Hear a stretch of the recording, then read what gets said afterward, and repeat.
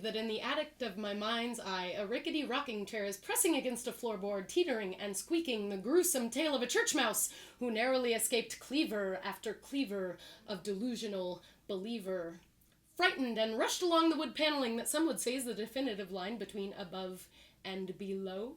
Hurried and scurried by the broom of impending doom and swept into a womb that is certainly no place for a child or anyone else for that matter. Delivered by the frothing false family, infested with distemper and vested with interest as the newly transformed emerge, then are quickly and briskly submerged into the coldest water known to man.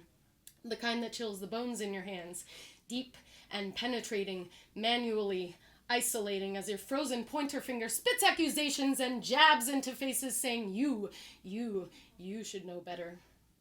But what can you do? When your heartstrings are synthesized, there's no need for those genuine plucks of empathy that might resonate within your body like a meaningful sympathy or minor key symphony. But there will be dancers regardless, swaying and playing, obeying and praying. After all, a plie is kind of a curtsy, and thank yous are priceless when gratitudes are ice picks driven deep into the flesh of the left side of your chest. And as your heart stops, you no longer care. It's like it was a nuisance you never knew was there. And well, now that it's gone, you can go on with your life. And as your number one fan stares you deep in the eye in the mirror, of course, you say, how lucky am I to never conceive the truth till I die, to not live by the sword, but live by the lie? Oh, tell me, sweet Lord, how lucky am I? But luck is a fabrication, not a noble vocation. If you strive for elation, there are much more meaningful paths to the sky, like up.